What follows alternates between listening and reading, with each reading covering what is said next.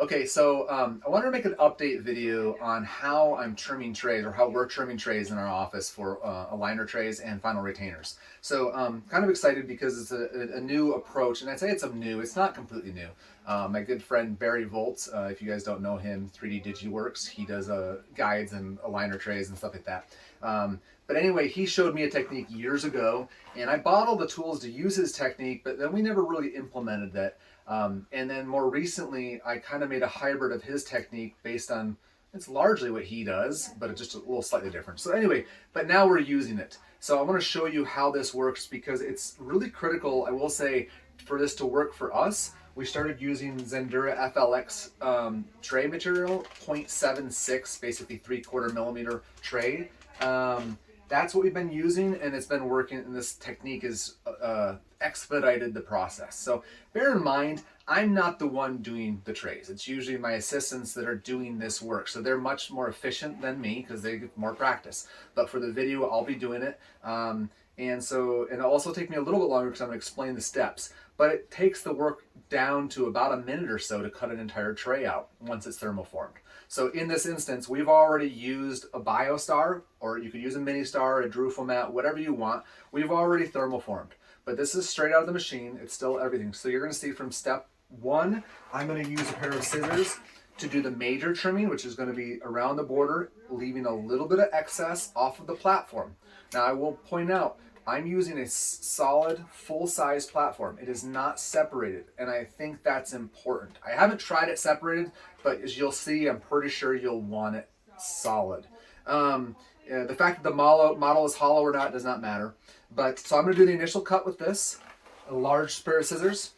Then I'm going to use a blade to actually make two specific cuts at the back of the platform.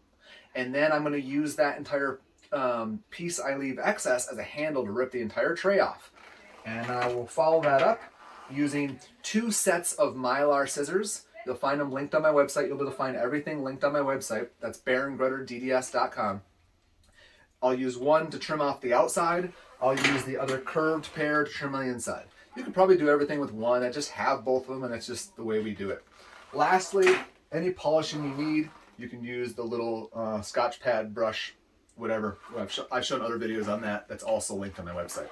So I'm going to work through this, and yeah, I apologize. It's wintertime. My hands crack. You're going to see my hands. I'm going to warn you now. That's just how they are. Sorry. All right, come on up here, Dad. Okay, so first things first, I'm going to take these scissors and I'm going to cut right along the border.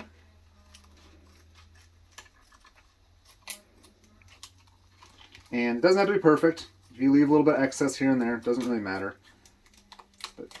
And if you cut a little bit of the model base, it doesn't matter. But leave yourself a little piece back here that's going to function as a handle. So now I'm going to take my blade. I'm going to separate this a little bit so I can slide in here. I'm going to try to hug the model. I don't even care if I take a sliver of the model with it, but I want to stay close to it. So you can see I now got this little handle here. First I'm going to kind of release the model by squishing this through this tray, not all the way, just enough so that it's not really stuck on the inside of the model. I'm going to try to just kind of peel this back a little bit on the outside. Again, just to, if you're, help it to separate a little bit. So now I should be able to use this handle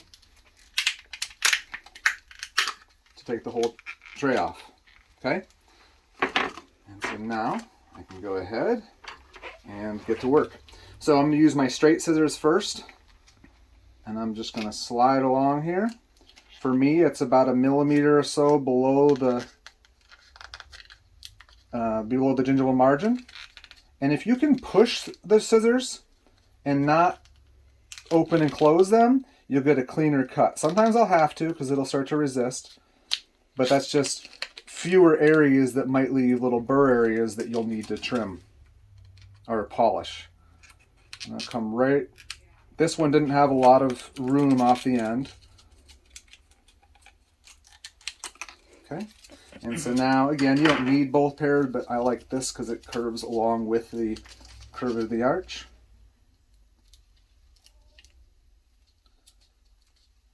trying to push to advance as opposed to open and close the scissors, but not always possible, especially in this anterior area where it's going to get bind up the most.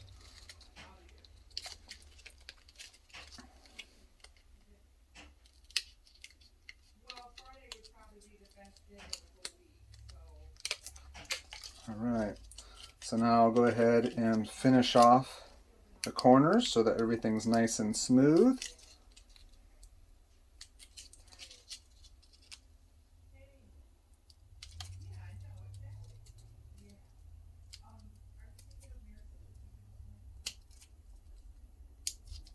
All right, and that's it.